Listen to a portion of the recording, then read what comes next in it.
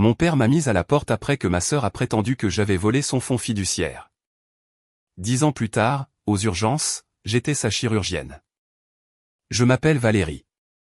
J'ai 32 ans et je suis chirurgienne traumatologue en chef dans l'un des hôpitaux les plus grands, les plus chaotiques et les plus exigeants de l'État. J'ai passé la dernière décennie de ma vie à bâtir une forteresse autour de ma carrière, superposant mes accomplissements comme des briques pour garder le passé fermement verrouillé à l'extérieur. Mais parfois, le passé ne frappe pas avant d'entrer.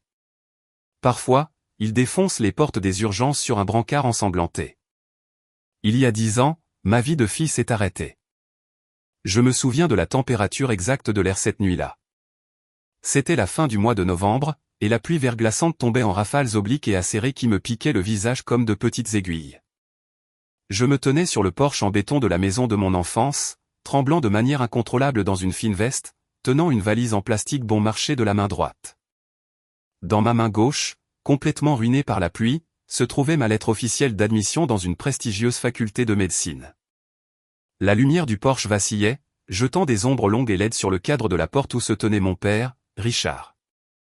Son visage était un masque de dégoût absolu. Il ne me regardait pas comme son enfant. Il me regardait comme un criminel qu'on venait de prendre sur le fait alors qu'il tentait de brûler sa maison. Il a claqué la lourde porte en bois, le son résonnant comme un coup de feu par-dessus le bruit de la tempête. Il n'a pas cherché à connaître ma version de l'histoire.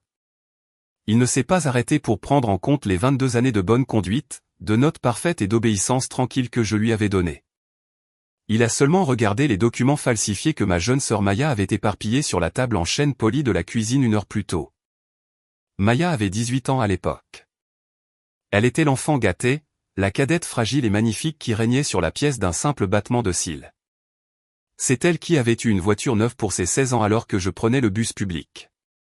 C'est elle qui avait un important fonds d'études géré avec soin par mon père tandis que je cumulais les services dans un restaurant pour payer mes manuels universitaires de premier cycle. J'étais juste la sœur aînée travailleuse, le personnage secondaire fiable qui était censé réussir discrètement sans jamais faire d'ombre à la star de la famille. Mais mon admission en école de médecine avait menacé son monopole de l'attention et, plus important encore, elle menaçait les finances de la famille. Cette nuit-là, Maya s'était assise à la table, le visage enfoui dans ses mains, feignant des sanglots dramatiques parfaitement exécutés. Elle avait fait glisser une liasse de faux relevés bancaires vers mon père. Elle avait passé des semaines à les concevoir, manipulant les logos et les dates pour faire croire que j'avais piraté les comptes joints de la famille. Elle avait dit à nos parents, d'une voix tremblante, que je vidais secrètement son fonds d'études.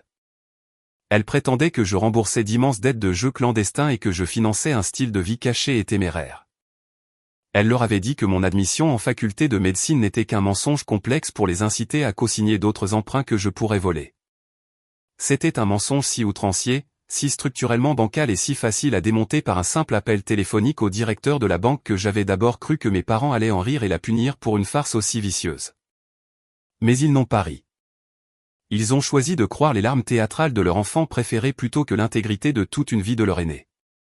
Ils ont choisi de protéger l'héritage qu'ils lui avaient toujours destiné, me coupant complètement les vivres, m'arrachant mes clés des mains et m'enfermant dehors sous la pluie verglaçante. Ce seul mensonge calculé m'a complètement effacé de ma famille. Ils ont manqué ma cérémonie de remise de la blouse blanche. Ils ont manqué ma remise de diplôme. Ils ont manqué mon mariage. Ils ont ignoré chacun des messages vocaux désespérés que je leur laissais, jusqu'au jour où j'ai enfin compris que je parlais à des fantômes et que j'ai cessé d'appeler. Ce matin, alors que je me tenais dans le calme stérile du vestiaire de l'hôpital, attachant les cordons de mon masque chirurgical derrière ma tête, une alerte de traumatologie a retenti dans les haut-parleurs. Patiente, fin de la vingtaine, grave accident de la route impliquant plusieurs véhicules, hémorragie interne massive, signe de lésion médulaire critique. Temps d'arrivée estimé, 2 minutes. Les urgences ne s'arrêtent pas pour l'histoire personnelle. J'ai repoussé les souvenirs dans leur boîte sombre, j'ai pris une profonde inspiration et je suis sorti pour accueillir les ambulances. Je n'avais aucune idée que le passé auquel je venais de penser était en train de se vider de son sang sur l'asphalte, se précipitant droit vers ma table d'opération. La salle de déchocage est un lieu de chaos contrôlé. Elle sent fortement le cuivre métallique du sang mêlé à l'odeur âcre et piquante des antiseptiques industriels et de l'eau de Javel.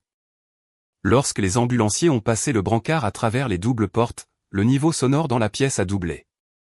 Les moniteurs bipaient déjà frénétiquement, signalant que le cœur de la patiente luttait pour compenser la perte massive de liquide. Les infirmières et les résidents en chirurgie ont assailli le brancard avec cette urgence pratiquée et terrifiante qui signifie que quelqu'un est en train de s'éteindre sous vos yeux.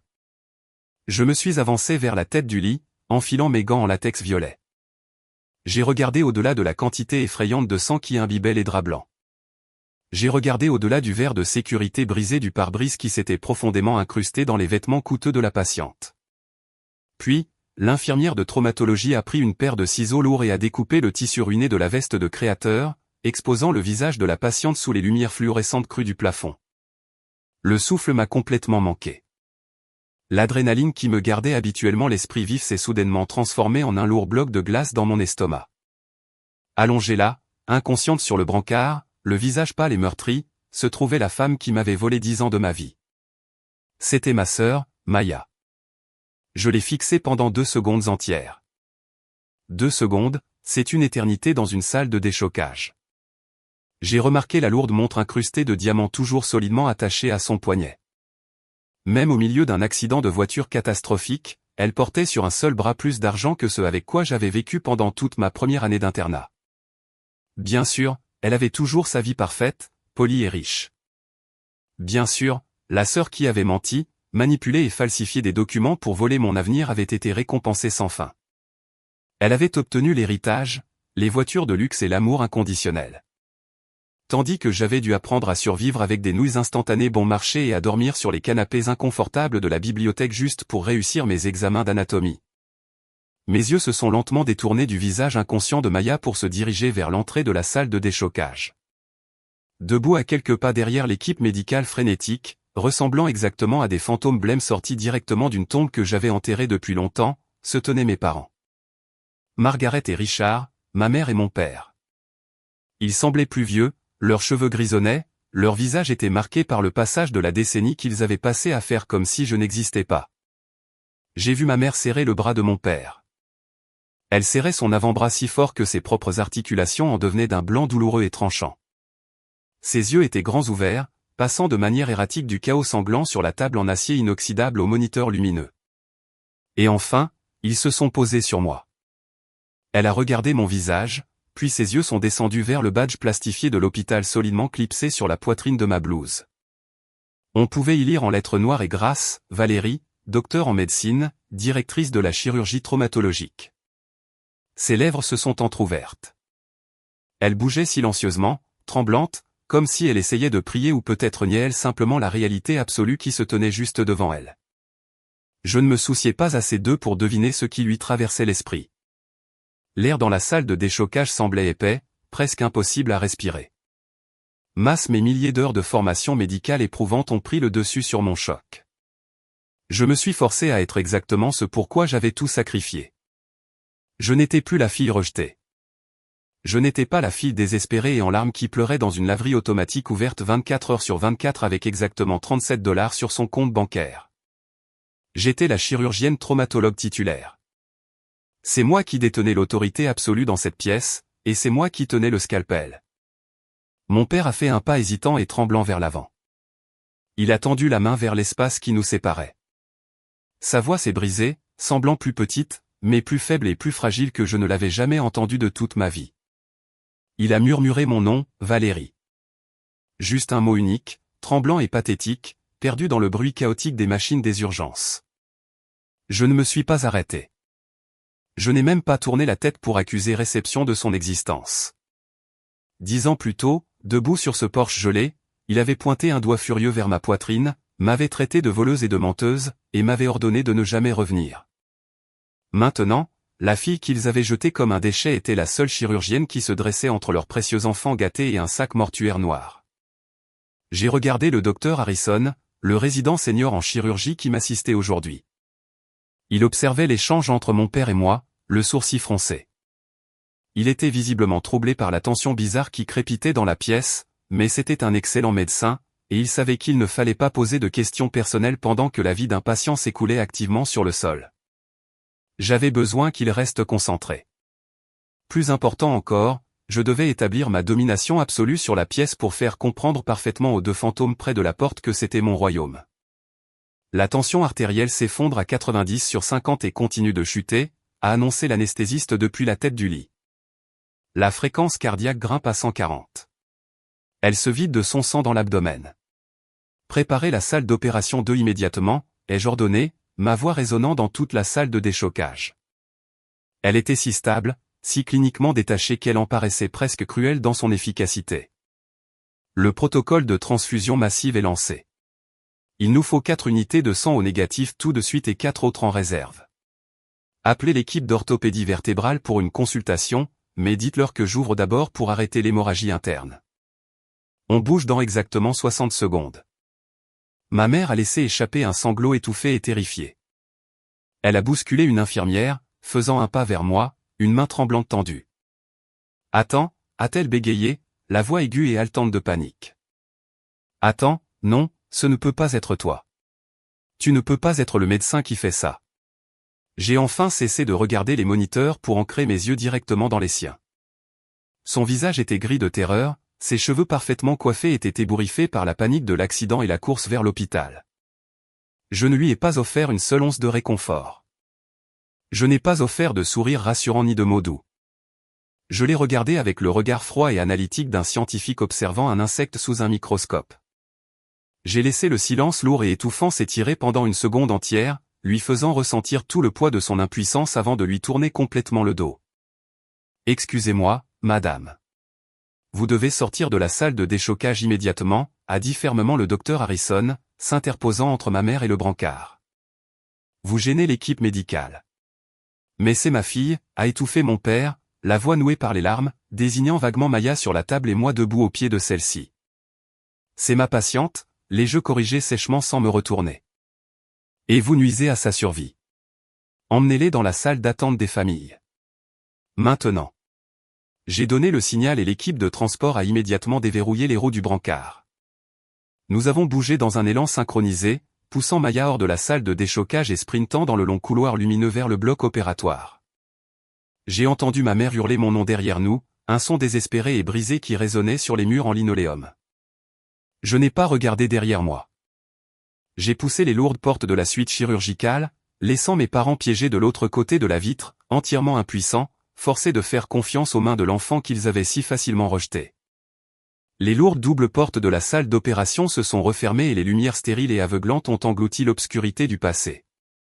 Le docteur Harrison s'est brossé les mains à côté de moi au lavabo en acier inoxydable à l'extérieur de la salle.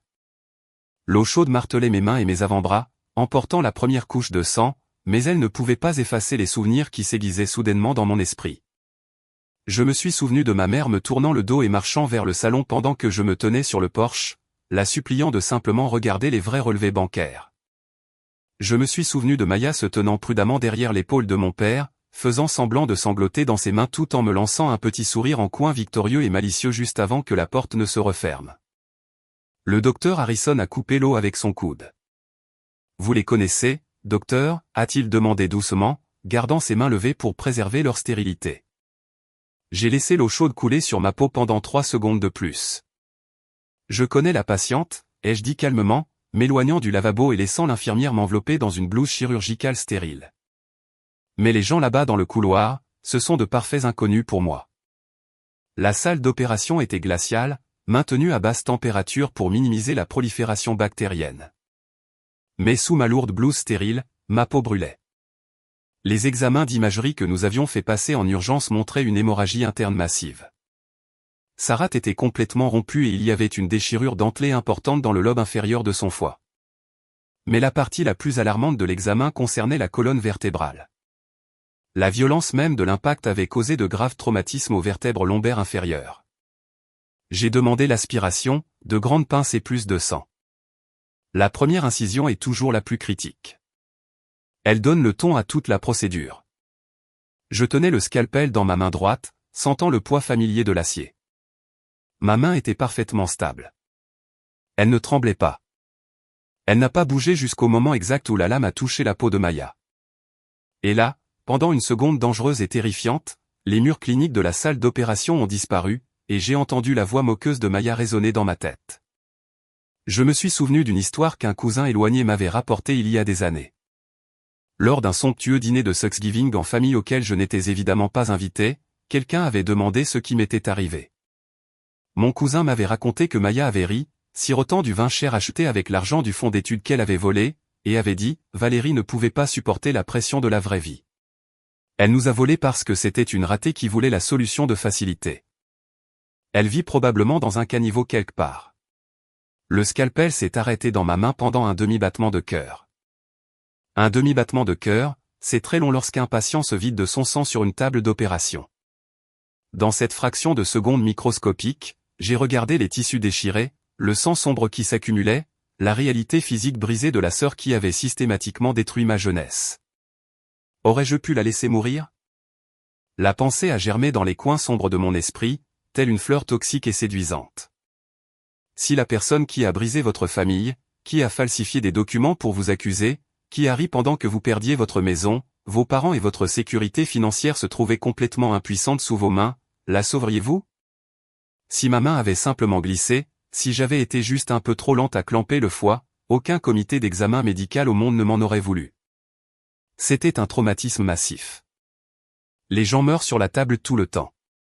J'ai resserré ma prise sur le manche du scalpel, mes articulations blanchissant, et j'ai poussé plus profondément dans le champ chirurgical. Je connaissais la réponse. Je ne deviendrai pas comme elle. Je ne deviendrai pas les monstres que mes parents s'étaient avérés être. Ma vengeance ne serait pas sale. Elle ne serait pas entachée de fautes professionnelles médicales ni de la violation du serment que j'avais prêté. Ma vengeance serait exacte. Elle serait magnifiquement légale, et elle serait indéniable. J'allais lui sauver la vie en utilisant les mêmes mains que ma famille prétendait autrefois ne servir qu'à voler. L'intervention a duré 3 heures brutales et épuisantes. La tension artérielle de Maya s'est effondrée à nouveau, les alarmes hurlant dans la pièce alors que l'anesthésiste s'empressait d'injecter plus de fluide et de vasopresseurs dans ses veines. Les murs de la salle d'opération semblaient rétrécir, se refermer sur moi alors que je menais une guerre désespérée dans son abdomen. J'ai trouvé la source principale du saignement dans le foie. Je l'ai clampé. J'ai réparé la rate rompue du mieux que j'ai pu, travaillant avec une énergie frénétique et concentrée qui ne laissait absolument aucune place aux fantômes de mon passé. J'ai réparé ce qui pouvait être réparé. Mais alors que l'équipe d'orthopédie arrivait et que nous passions à l'évaluation des dommages spinaux, une vérité froide et implacable s'est imposée dans la pièce. La lésion de sa moelle épinière était déjà catastrophique avant même que les ambulanciers ne la sortent de la tôle froissée de sa voiture. Nous pouvions stabiliser la zone. Nous pouvions insérer des tiges pour empêcher le gonflement de remonter et de paralyser ses poumons. Mais nous ne pouvions pas reconnecter des nerfs sectionnés et détruits. Elle survivrait peut-être à cette nuit, mais elle ne sortirait plus jamais de cet hôpital sur ses 2 jambes. L'enfant gâté, la parfaite fille dansante qui glissait autrefois dans le salon et exigeait l'admiration totale de tous était partie pour toujours. Ce n'était pas ma vengeance. C'était simplement la physique brutale de l'impact, des os broyés et de la malchance. Pourtant, une partie tranquille de mon âme murmurait que l'univers avait enfin délivré les terribles conséquences qu'elle esquivait depuis 10 ans. Quand nous avons enfin commencé à refermer la liasse abdominale massive, ma blouse de chirurgie était lourde et largement tachée de son sang. Le docteur Harrison a laissé échapper un long soupir tremblant, reculant de la table d'opération et faisant rouler ses épaules. « Travail incroyable, docteur », a-t-il dit doucement, la voix remplie d'un véritable respect professionnel. C'était un sauvetage impossible.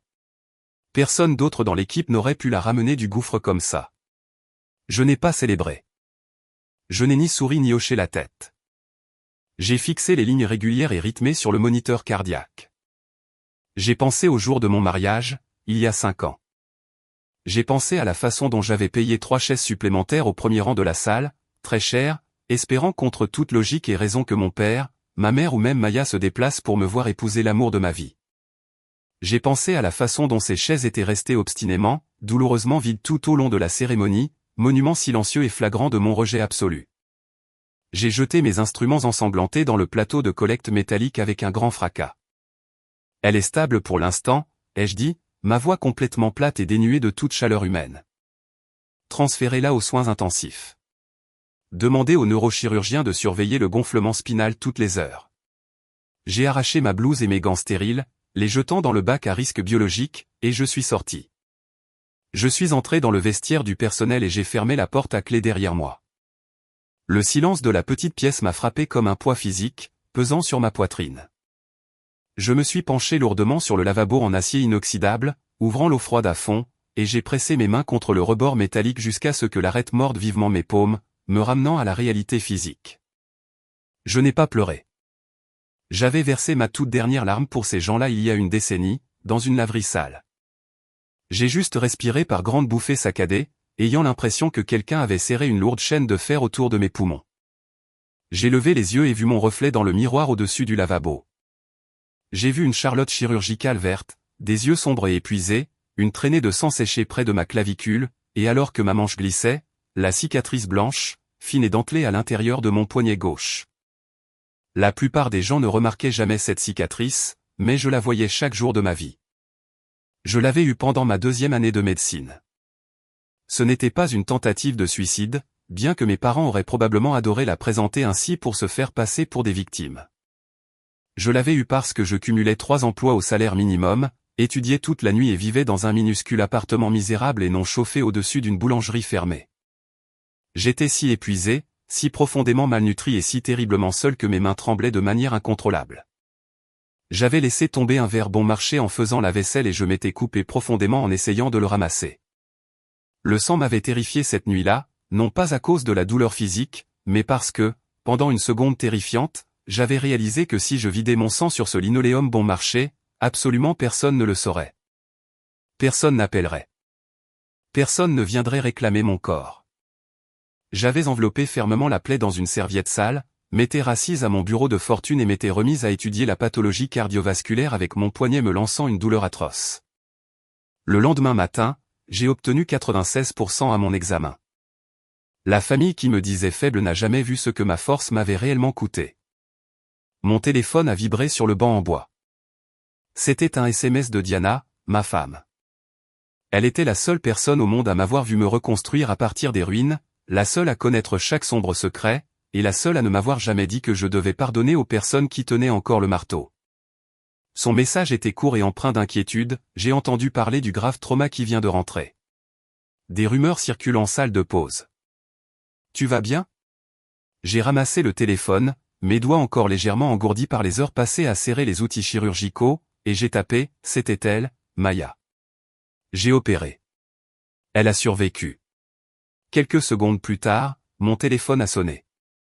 J'ai fixé l'écran, regardant le nom de Diana clignoter, mais je n'ai pas répondu. Si j'entendais sa voix douce et aimante à ce moment précis, je volerais en éclats, et je ne pouvais pas me permettre de craquer tant que j'étais encore dans cet hôpital. J'ai rejeté l'appel et envoyé un autre SMS, je ne vais pas bien, mais je tiens debout. Je t'appelle quand mon service se termine. J'ai ouvert mon casier métallique. Dissimulé en toute sécurité derrière mes blouses bleues de rechange se trouvait une épaisse enveloppe marron usée par le temps que je transportais avec moi depuis des années. C'était ma police d'assurance, ma preuve de santé mentale dans un monde qui avait tenté de me faire douter de ma propre réalité. À l'intérieur se trouvaient mes dossiers d'inscription à l'école de médecine, mes reçus de frais de scolarité prouvant que j'avais payé mes études moi-même grâce à des emprunts et à ma sueur, mes invitations de mariage retournées. Et les documents les plus importants en ma possession, les relevés bancaires originaux certifiés. J'avais engagé un détective privé pour retrouver ces relevés 3 ans après avoir été reniés. Il prouvait de manière définitive et légale que Maya avait transféré l'argent du fonds d'études sur des comptes offshore impossibles à retracer pour financer son propre train de vie luxueux, me piégeant par la même occasion. À l'intérieur de l'enveloppe se trouvait également un email imprimé que Maya m'avait envoyé il y a 8 ans depuis un compte anonyme. On pouvait y lire « Tu devrais me remercier, Valérie. Sans ma petite mise en scène avec les faux documents, tu n'aurais jamais appris à quel point il se souciait peu de toi. Profite bien de ta pauvreté. » J'ai passé mon pouce sur le bord rugueux de l'enveloppe. Pendant des années, je m'étais juré de ne jamais montrer ces documents à mes parents. Ils avaient choisi de ne pas me croire alors que la croyance aurait pu sauver notre famille. Mais la vengeance n'est pas toujours une explosion de rage hurlante. Parfois, la vengeance est une documentation méticuleuse et silencieuse. Parfois, c'est simplement attendre 10 ans pour remettre à quelqu'un le reçu exact de la douleur qu'il a achetée. Je me suis changé pour mettre une blouse propre, j'ai glissé l'épaisse enveloppe marron sous mon bras et je suis retourné sous les lumières vives et vrombissantes du couloir chirurgical. À travers les parois vitrées de la salle de consultation des familles au bout du couloir, j'ai vu ma mère penchée sur une boîte de mouchoirs, les épaules secouées de sanglots. Mon père faisait les 100 pas dans la petite pièce, se tenant droit, essayant désespérément de projeter l'image d'un homme qui contrôlait encore son univers en ruine. Avant de pousser la lourde porte vitrée, je me suis posé une dernière question. Si les gens qui ont détruit votre vie apprennent enfin la vérité, leur devez-vous du réconfort? Leur devez-vous une annonce délicate des mauvaises nouvelles? La réponse m'est venue de la cicatrice atténuée sur mon poignet et des chaises douloureusement vides dans mon album de mariage. Non. Je ne leur devais rien d'autre que la vérité froide, clinique et dévastatrice. Le réconfort était un privilège qu'ils avaient perdu 10 ans auparavant. Quand j'ai ouvert la porte, les gonds ont cliqueté bruyamment. Mes parents ont cessé de bouger instantanément. L'air a semblé quitter la pièce. Mon père paraissait avoir vieilli de 10 ans, sa posture arrogante et autoritaire d'autrefois ayant fait place à une vulnérabilité soudaine et terrible. Valérie a le souffle coupé ma mère, laissant tomber son mouchoir mouillé et se précipitant vers moi, les bras à demi levés. Est-ce qu'elle? Est-ce que ta sœur? Elle est en vie, ai-je dit, ma voix ne véhiculant absolument aucune émotion, coupant court à sa tentative de combler le fossé physique et émotionnel qui nous séparait. Elle est dans un état critique aux soins intensifs. Mon père a fermé les yeux et a laissé échapper un soupir tremblant et dramatique, s'appuyant lourdement contre le mur comme un homme qui venait d'obtenir une grâce présidentielle. Dieu merci, a-t-il murmuré, passant une main sur son visage. Dieu merci tu es là, Valérie. Ma mère a tendu ses mains tremblantes, cherchant à m'attraper le bras pour me serrer dans ses bras. J'ai fait un pas en arrière délibéré et net. Le mouvement était minime, mais il était absolu. Il l'a blessée visiblement. Elle a reculé comme si je l'avais giflée au visage. Tant mieux. Certaines blessures appartiennent exclusivement à ceux qui les ont causées. S'il te plaît, a chuchoté ma mère, de nouvelles larmes coulant sur son visage fatigué et profondément ridé.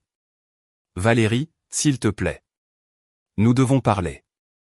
Nous devons réparer cela. Nous devons être une famille maintenant. J'ai regardé au-delà d'elle, remarquant que la porte était restée entr'ouverte. Quelques infirmières et des familles qui attendaient dans le couloir avaient tourné la tête, captant le drame naissant. Je n'ai pas haussé le ton.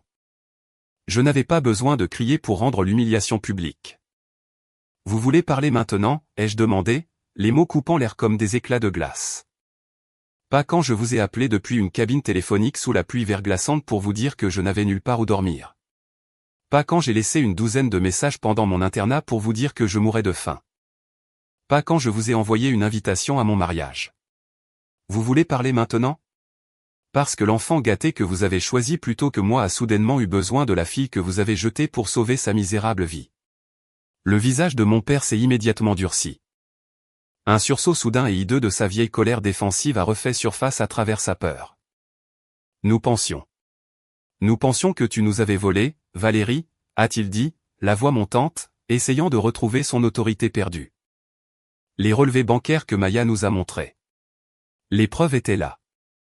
Vous avez pensé exactement ce qu'elle vous a dit de penser, ai-je interrompu, ma voix descendant d'un octave, tranchante comme un rasoir et totalement inflexible. Parce que c'était plus facile que de faire le vrai travail de parent. C'était plus facile que d'appeler le directeur de la banque pour vérifier les documents. C'était plus facile que de croire la fille qui ne vous avait jamais donné une seule raison de douter d'elle en 22 ans. Vous vouliez garder l'argent pour votre enfant préféré, alors vous m'avez jeté au loup. Ma mère a secoué la tête frénétiquement, sanglotant si fort qu'elle pouvait à peine reprendre son souffle. Nous ne savions pas, Valérie. Nous te le jurons sur nos vies. Nous ne savions pas qu'elle mentait. Je me suis penché en avant, réduisant la distance physique entre nous juste assez pour qu'elle puisse voir le zéro absolu, le vide émotionnel complet dans mes yeux sombres. Vous ne vouliez pas savoir, ai-je chuchoté, m'assurant que chaque syllabe porte comme un coup physique. Ses genoux ont fléchi. Elle a laissé échapper un gémissement pathétique et aigu, et mon père a dû se précipiter pour la rattraper sous les bras afin de l'empêcher de s'effondrer sur le sol en linoléum. Pendant une seconde figée et misérable, elle a semblé s'agenouiller devant moi en guise de supplication. Les gens dans le couloir la regardaient fixement maintenant, chuchotant derrière leurs mains. Il y a 10 ans, il m'avait fait rester sur un porche sous les yeux du voisinage pendant qu'on me jetait comme un déchet. 10 ans plus tard, il se tenait dans le couloir d'un hôpital public tandis que des inconnus regardaient la honte s'installer entièrement sur leur visage. Je n'ai pas bougé d'un cil pour aider mon père à la relever. J'ai tourné les talons et je suis parti, me dirigeant vers la chapelle de l'hôpital au bout de l'aile. Je n'y suis pas allé pour prier. J'y suis allé parce que les gens baissent instinctivement la voix près des chapelles, et j'avais désespérément besoin d'un endroit calme où personne ne viendrait me réclamer des morceaux de mon âme ou me demander de réparer des vies brisées. Je me suis assise au fond d'un banc, les lourdes portes en bois se refermant silencieusement derrière moi. La pièce était sombre, éclairée seulement par quelques bougies artificielles. Une minute plus tard, les gonds ont grincé doucement. Margaret est entrée. Elle semblait incroyablement petite, dépouillée de toute l'indignation riche et bien pensante qu'elle avait portée comme une armure impénétrable pendant la décennie écoulée. Elle s'est approchée lentement du banc, avec hésitation, comme si j'étais un animal sauvage et dangereux qu'elle espérait ne pas voir mordre si elle bougeait avec assez de prudence. J'ai vu le tremblement profond de ses mains. J'ai vu les rides prononcées de l'âge sur son visage, les cernes sous ses yeux. Mais j'ai refusé de laisser l'âge devenir une absolution. Les gens vieillissent, mais ils ne deviennent pas automatiquement plus gentils. Ils se fatiguent, c'est tout. Valérie, a-t-elle chuchoté, s'asseyant 2 rangées derrière moi pour garder une distance de sécurité. J'ai lu le badge sur ta blouse. Directrice de la chirurgie traumatologique. Nous n'avions aucune idée que tu avais accompli tout cela. Nous pensions que tu avais abandonné tes études. J'ai gardé les yeux fixés fermement sur l'autel en bois vide à l'avant de la pièce. L'épaisse enveloppe marron reposait lourdement sur mes genoux, telle une bombe de papier prête à exploser. Alors vous savez exactement à qui vous parlez, ai-je dit sans me retourner. Je ne suis pas la fille effrayée que vous avez jetée sur le trottoir. Je sais que nous t'avons déçu, a-t-elle pleuré doucement, sa voix résonnant sous le haut plafond voûté, semblant petite et creuse. Il fut un temps où une version plus jeune et beaucoup plus brisée de moi-même aurait donné absolument tout pour entendre ces mots exacts de sa bouche. Mais le timing peut transformer un remède en poison. Ces excuses désespérées arrivaient 10 ans après l'enterrement de notre relation, et j'avais fini d'en faire le deuil depuis bien longtemps. Vous ne m'avez pas déçu comme on oublie accidentellement un rendez-vous chez le dentiste, ai-je répondu, ma voix parfaitement stable et totalement dépourvue de chaleur ou de pardon. Vous m'avez abandonné. Vous m'avez jeté au loup parce que c'était financièrement avantageux pour votre compte bancaire et émotionnellement commode pour votre ego fragile. Elle a tressailli violemment, retenant un souffle saccadé. Je sais, mais les preuves que Maya nous a montrées, elles avaient l'air si réelles. Nous essayions de protéger la famille. Non, ai-je tranché, me retournant enfin sur le banc en bois dur pour lui faire face directement. Vous connaissez les mots, mais vous ne savez pas ce qu'ils coûtent. Vous n'avez pas le droit d'utiliser le mot famille. Je vous ai appelé depuis la laverie cette première nuit. Je me suis assise sur le sol sale entre 2 sèche-linges industriels parce que c'était le seul endroit chaud que je pouvais trouver en ville, et j'ai appelé votre téléphone portable cette fois. Vous l'avez éteint. Sa main a volé à sa bouche pour étouffer un hoquet de surprise. J'ai appelé le jour de mes 25 ans, ai-je poursuivi, implacable. J'ai appelé le jour où j'ai réussi mes examens de médecine. J'ai appelé la veille de mon mariage parce que j'étais assez stupide pour penser que peut-être, si vous entendiez ma voix, vous vous souviendriez que j'étais votre propre sang. Vous n'avez pas répondu. Alors ne venez pas vous asseoir dans cette chapelle pour me dire que vous m'avez déçu. Décevoir est un accident. Ce que vous avez fait a exigé 10 ans de répétition délibérée. Elle a baissé la tête, pleurant ouvertement dans ses mains. Je pensais que si je répondais au téléphone, ton père serait furieux. Il était si en colère à propos de l'argent du fonds d'études. Nous y voilà, ai-je dit, un sourire froid effleurant mes lèvres. Toujours caché derrière lui. Vous avez choisi le silence parce que c'était plus facile que de tenir tête à votre mari. Il a choisi la colère parce que cela le faisait se sentir vertueux et protégeait son orgueil. Maya a choisi les mensonges parce que la cupidité l'affamait. Vous avez tous les 3 fait un choix. J'ai été la seule personne dans cette maison à qui on n'en a jamais donné. Avant qu'elle ne puisse formuler une autre excuse, les lourdes portes de la chapelle se sont à nouveau ouvertes. Richard se tenait dans l'embrasure, sa silhouette bloquant la lumière du couloir. Il semblait plus petit qu'aux urgences, marchant comme si le sol sous ses pieds était soudainement devenu incertain. Valérie, a-t-il dit, se raclant la gorge pour retrouver sa voix autoritaire. Je dois dire quelque chose. Nous avons des formulaires à remplir pour le rétablissement de Maya. Les infirmières demandent qui sera le contact médical principal. Nous attendons de toi que tu reprennes son dossier. Tu es la directrice de la traumatologie. Tu as les ressources nécessaires pour lui garantir la meilleure réhabilitation. Je me suis levé lentement du banc de bois. J'ai regardé l'homme qui avait jeté ma valise sous la pluie verglaçante, qui me demandait maintenant avec désinvolture de consacrer ma vie professionnelle à la sœur qui m'avait ruiné. Vous devez d'abord entendre une chose, ai-je répondu, ma voix tranchant la pénombre de la pièce comme un scalpel. Je ne serai pas le médecin traitant de Maya à long terme. Je ne serai pas son contact pour la réhabilitation. Je ne serai pas sa mandataire médicale. Je ne gérerai pas ses rendez-vous, et je ne vais pas devenir utile à cette famille maintenant que l'enfant gâté que vous avez protégé a besoin de soins à plein temps. Le visage de ma mère s'est complètement effondré. Elle a laissé échapper un faible gémissement. Mon père a fermé les yeux, sa mâchoire se crispant à mesure que sa vieille colère refaisait surface. « Tu ne peux pas simplement nous tourner le dos », a-t-il exigé. « Nous sommes ta famille. C'est ta sœur. Tu as prêté serment en tant que médecin. J'ai prêté serment de lui sauver la vie, les jeux corrigés vertement, ce que j'ai fait. Je n'ai pas prêté serment de devenir sa servante. » J'ai glissé la main dans l'épaisse enveloppe marron que je transportais et en ai sorti un document notarié officiel. Je me suis avancé et le lui ai tendu. Il a baissé les yeux vers le papier, le sourcil froncé en lisant l'entête juridique. « C'est une déclaration de séparation médicale et légale », ai-je expliqué calmement. Elle a été rédigée par mon avocat il y a 5 ans. Elle stipule explicitement que mes parents et ma sœur ne sont pas mes contacts d'urgence, ni mes bénéficiaires, ni des décideurs autorisés, et qu'ils ne sont considérés comme faisant partie de ma famille légale pour aucune question personnelle, médicale ou financière. Mon épouse Diana est inscrite à chaque endroit qui compte. Mon père a lu le document de ses mains tremblantes. Son visage a pris une teinte gris cendré. « Tu nous as supprimés », a-t-il chuchoté, la réalité perçant enfin sa lourde armure de déni. « Non », ai-je dit, le regardant droit dans les yeux. J'ai simplement mis les papiers en accord avec la réalité. Mon père s'est soudainement pris la poitrine, s'appuyant lourdement contre le dossier d'un banc. Il a commencé à prendre des respirations courtes et superficielles, le visage déformé par la douleur. Ma mère a hurlé, se précipitant à ses côtés. « Valérie, aide-le. Il a un cœur fragile. Il fait une crise cardiaque. » Je l'ai regardé. J'ai remarqué que son teint était normal. Sa respiration était volontaire. Il ne faisait pas d'infarctus du myocarde. Il faisait une crise de panique doublée d'une tentative désespérée et manipulatrice de me forcer à reprendre le rôle de la fille obéissante et attentionnée. Je me suis approché, non pas en tant que fille, mais en tant que médecin. « Si vous ressentez une douleur thoracique, je vais aller dans le couloir pour appeler une équipe d'intervention rapide, » ai-je dit, ma voix totalement exempte de panique. « Ils vous installeront sur un brancard, feront un électrocardiogramme et factureront votre assurance. Je veillerai à ce que vous receviez des soins médicaux standards, mais je ne vous tiendrai pas la main pendant qu'ils le feront. » Il a ouvert les yeux, me fixant.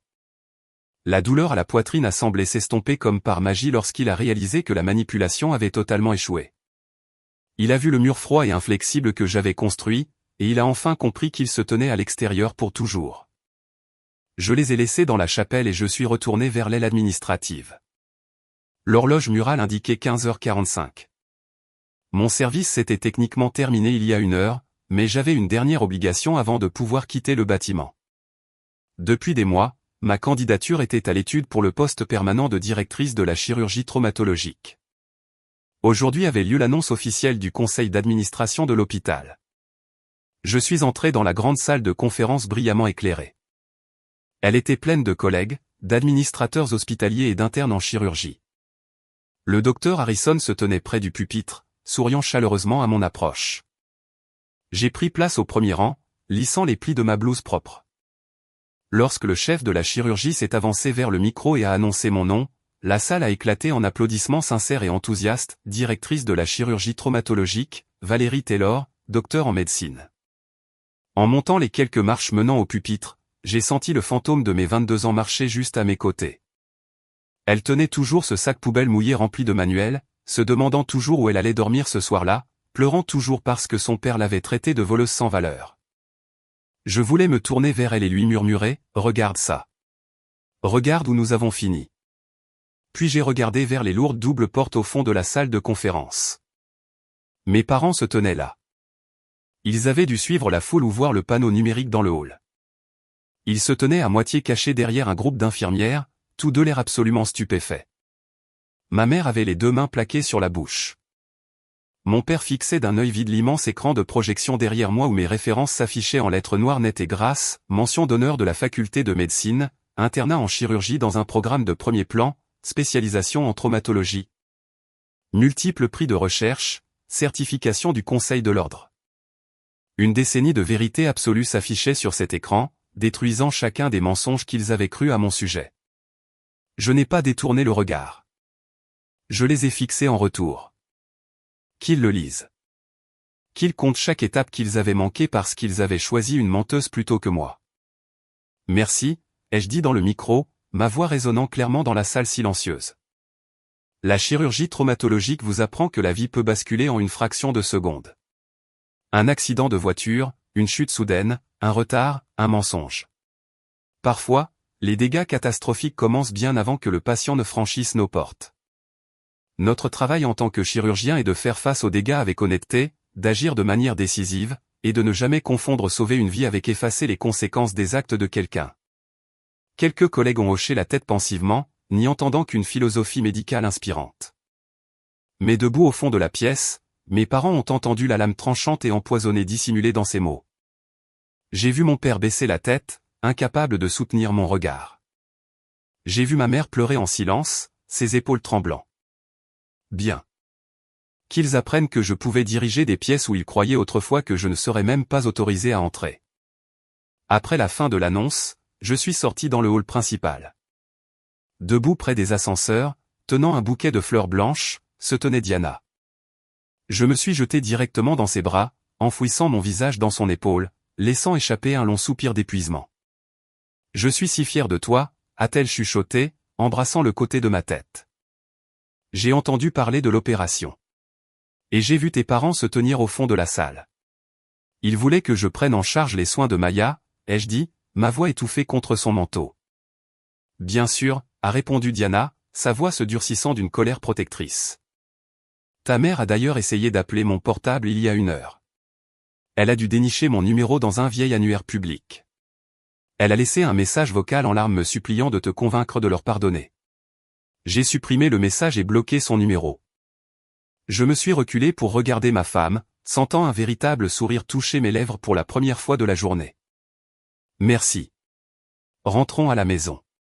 Mais avant que nous puissions entrer dans l'ascenseur, une infirmière des soins intensifs est arrivée en courant dans le couloir. Docteur, a-t-elle appelé. Votre sœur se réveille. Elle est très agitée.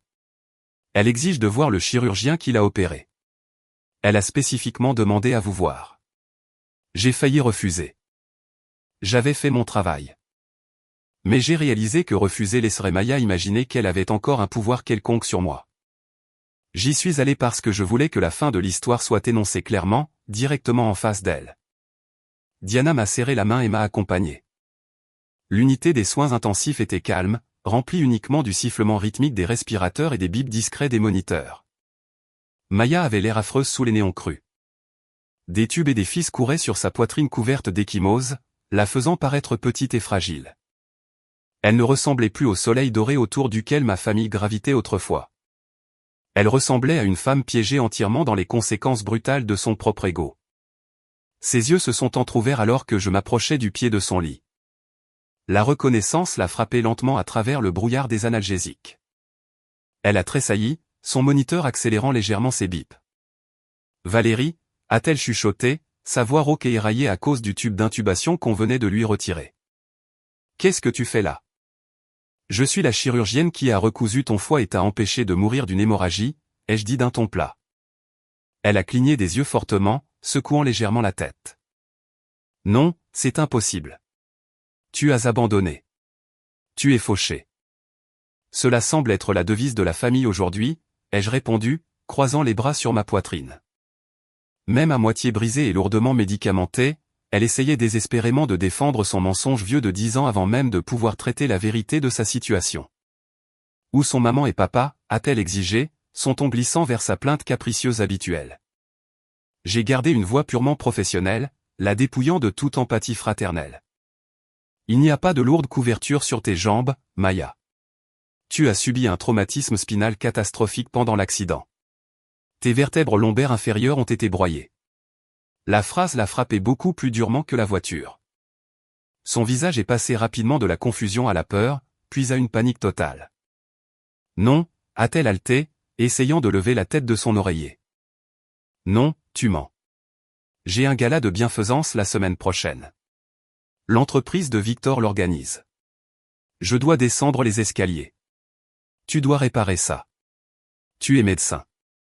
Fais ton travail et répare mes jambes. J'ai réparé les lésions internes qui étaient en train de te tuer, ai-je dit. Mais le traumatisme spinal a complètement sectionné les nerfs. Ce que je te dis, c'est que tu ne marcheras plus jamais. Elle m'a fixé, la poitrine haletante. Tu as fait ça exprès, a-t-elle sifflé, du venin dans la voix.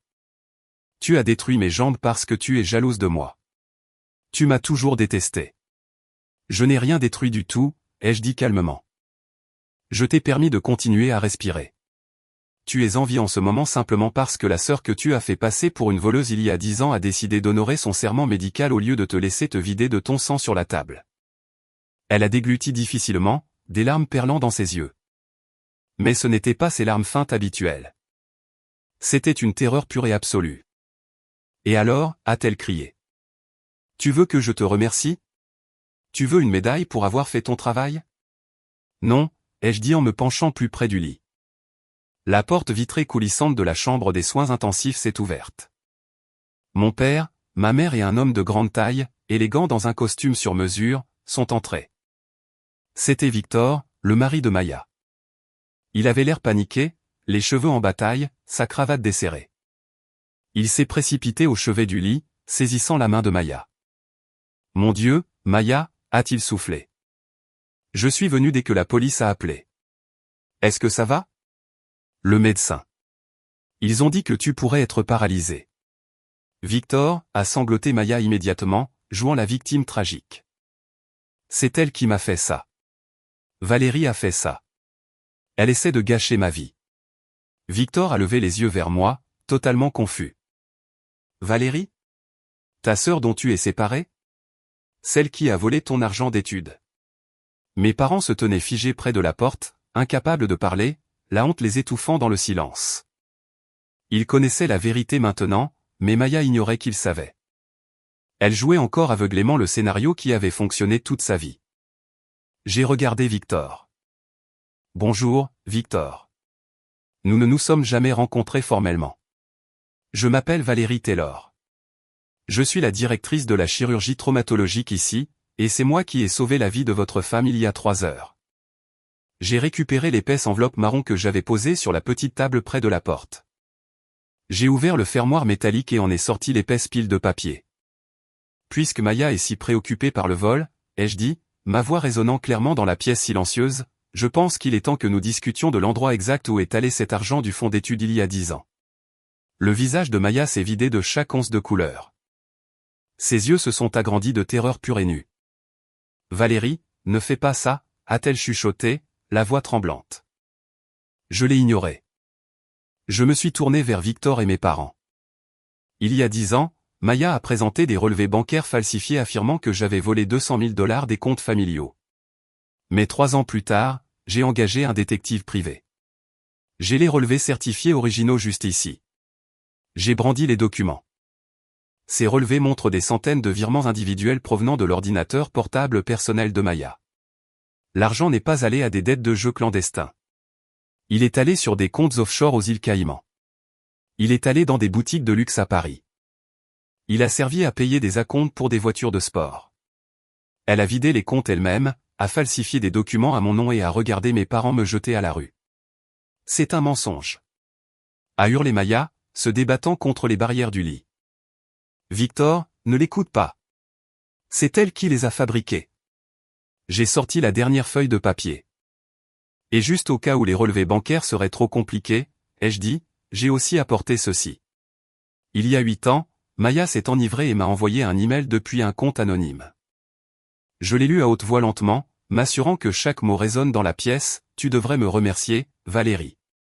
Sans ma petite mise en scène avec les faux documents, tu n'aurais jamais appris à quel point maman et papa se souciaient peu de toi. Profite bien de ta pauvreté pendant que je dépense ta part de l'héritage. Le silence dans la pièce était absolu et étouffant. Le seul bruit était le pompage rythmique du respirateur de la pièce voisine. Victor a lentement lâché la main de Maya. Il a reculé du lit, la fixant comme si elle s'était soudainement transformée en monstre. « Tu as falsifié des documents ?» a-t-il demandé, la voix d'un calme mortel. « Tu as détruit la vie de ta sœur juste pour pouvoir t'acheter des vêtements de marque et jouer les riches à l'université ?» Maya était en hyperventilation maintenant. « J'étais jeune » a-t-elle hurlé, regardant désespérément entre Victor et nos parents. « J'ai fait une erreur. Je ne pensais pas que maman et papa allaient vraiment la renier. Je voulais juste être sous le feu des projecteurs. » Valérie avait toujours des notes parfaites. Elle allait devenir médecin. Elle allait attirer toute l'attention. Je voulais juste être la personne la plus importante de la famille pour une fois. La voilà. La vérité absolue et indéniable traînait sous la lumière crue des néons pour que tout le monde la voie. Elle ne l'avait pas fait par désespoir ou nécessité. Elle avait détruit ma vie simplement parce qu'elle ne pouvait pas supporter de partager la scène. Mon père a titubé en arrière, heurtant la paroi vitrée de la pièce. Il avait l'air d'avoir été frappé de plein fouet par une batte de baseball. Son regard passait de la femme en larmes et pitoyable dans le lit à la chirurgienne puissante et posée debout au pied de celui-ci. Il a enfin réalisé l'ampleur de son échec absolu en tant que père. Il avait rejeté une fille brillante et loyale pour protéger une sociopathe avide et manipulatrice. Victor a secoué la tête avec un dégoût pur. « Toute notre vie est construite sur un mensonge » a-t-il dit, la voix tremblant de colère. Tu m'as dit que tu venais d'une vieille famille fortunée. Tu m'as dit que ta sœur était une dangereuse toxicomane qui menaçait ta vie. Tu m'as obligé à bannir son nom de notre maison. Tu es une imposture totale, Maya. Victor, s'il te plaît, je t'aime, a supplié Maya, tendant le bras. Victor a mis la main dans sa poche. Il n'en a pas sorti un mouchoir. Il a retiré son alliance en platine et l'a posée froidement sur le plateau métallique à côté de son lit. Je rentre chez nous immédiatement, a-t-il dit. Je fais mes valises, je prends les enfants et nous allons chez ma mère. J'appelle mon avocat demain matin pour demander le divorce, et j'ordonnerai un audit complet des finances de mon entreprise. Parce que si tu as volé ta propre famille, Dieu sait ce que tu as fait au compte de ma société. Il s'est retourné et est sorti des soins intensifs sans se retourner une seule fois. Le regarder partir était un spectacle silencieux, dévastateur, et représentait exactement l'effet de la vérité lorsqu'elle pénètre de force dans une maison construite entièrement sur des mensonges. Elle brûle la maison jusqu'aux fondations. Maya a laissé échapper un cri guttural et agonisant. Elle a tourné son visage sauvage et baigné de larmes vers mes parents. « Maman, papa, arrêtez-le. Faites quelque chose. Dites-lui que je suis désolée. » Margaret est restée figée, le regard complètement vide. Elle n'a pas bougé pour réconforter son enfant préféré. Elle ne lui a pas caressé les cheveux ni essuyé ses larmes. L'illusion de la famille parfaite avait volé en éclats et il ne restait que des morceaux brisés et laids. Maya m'a enfin regardé. Ses yeux étaient rouges et gonflés. « Valérie, s'il te plaît » a-t-elle sangloté, complètement brisée. « S'il te plaît, aide-moi. Parle-lui. Dis-lui que tout le monde fait des erreurs. Dis-lui que tu me pardonnes. S'il te plaît, je n'ai plus mes jambes. Je ne peux pas perdre mon mari et mes enfants aussi. J'ai si peur. » J'ai regardé la femme qui m'avait joyeusement regardé souffrir pendant une décennie. Je me suis souvenu d'avoir dormi sur le sol d'une laverie. Je me suis souvenu de la faim qui m'empêchait de dormir pendant mes études de médecine. Je me suis souvenu de la peur profonde et terrifiante de me vider de mon sang seul dans un appartement bon marché au-dessus d'une boulangerie. Moi aussi j'avais peur, Maya, ai-je dit, ma voix aussi froide et dure que le scalpel dont je m'étais servi pour l'ouvrir. Il y a 10 ans, la peur ne t'a pas rendu gentil avec moi. N'espère pas que ta peur me rende tendre avec toi aujourd'hui. L'écho des pas de Victor s'est estompé dans le long couloir de l'hôpital, laissant derrière lui un silence si lourd qu'il ressemblait à une pression physique dans la pièce. Les cris frénétiques de Maya s'étaient transformés en sanglots pathétiques et essoufflés. Elle continuait de s'agripper au drap de l'hôpital, essayant désespérément de bouger des jambes qui n'obéiraient plus jamais à ses commandes. Mon père, Richard, s'est enfin décollé de la vitre. Il a marché lentement vers le lit, les épaules affaissées, ressemblant à un condamné marchant vers son exécution. Il a baissé les yeux vers Maya. Pendant 10 ans, il l'avait traitée comme un bibelot fragile et précieux, la protégeant de chaque conséquence, la comblant de l'argent et de l'amour qu'il m'avait violemment arraché. Maintenant, il regardait une inconnue. « Tu nous as menti », a dit Richard, la voix brisée, dépouillée de son autorité tonitruante habituelle. « Tu nous as regardé jeter ta sœur à la rue, et tu t'es assise à table le lendemain soir pour nous laisser t'acheter une voiture neuve. »« Je suis désolé, papa », a pleuré Maya, reprenant la voix enfantine qu'elle utilisait toujours pour le manipuler. « Je suis tellement désolé. Je vais réparer ça. »« Tu ne peux pas réparer ça », a chuchoté Richard, des larmes coulant enfin sur ses cils. « Tu as brisé cette famille pour toujours. » Il a tourné lentement la tête et m'a regardé. Le regret dans ses yeux était absolu, abyssal et entièrement inutile. Il a ouvert la bouche, peut-être pour formuler d'autres excuses, peut-être pour mendier une seconde chance qu'il n'avait aucun droit de demander. Mais les mots sont morts dans sa gorge en voyant ma posture. Je me tenais les bras croisés, l'enveloppe marron soigneusement rangée, le visage complètement impassible. Je n'étais plus sa fille. J'étais une montagne qu'il ne pouvait plus gravir. Margaret a fait un pas en avant, ses mains tremblant si violemment qu'elle a dû les serrer l'une contre l'autre sur sa poitrine. « Valérie » a-t-elle supplié, sa voix n'étant plus qu'un murmure mince et fragile. « Qu'est-ce qu'on fait maintenant ? Nous sommes vieux. Ta sœur est paralysée. Son mari vient de la quitter. Les enfants sont partis. Qu'est-ce qu'on fait ? » L'audace de la question m'a presque fait rire. Après une décennie à faire comme si j'étais morte, ils s'attendaient à ce que je ressuscite miraculeusement pour résoudre leur crise. Ils voulaient que je reprenne le rôle de la sœur aînée responsable et capable qui répare les pots cassés par l'enfant préféré. Ils voulaient que je gère la réhabilitation, coordonne les avocats et porte le fardeau émotionnel d'un désastre qu'ils avaient entièrement financé et nourri. J'ai regardé le visage ravagé de chagrin de ma mère. J'ai regardé l'orgueil brisé de mon père, puis j'ai regardé Maya qui m'observait avec de grands yeux terrifiés, attendant que je la sauve une dernière fois. J'ai pris une grande inspiration, laissant l'air stérile et froid des soins intensifs remplir mes poumons, et j'ai prononcé le verdict final et inéluctable, « Vous vivez les uns avec les autres », ai-je dit, ma voix parfaitement claire, résonnant sur les murs carrelés. Ma mère a scié, confuse. « Quoi ? C'est la punition que vous m'avez infligée il y a 10 ans, ai-je expliqué.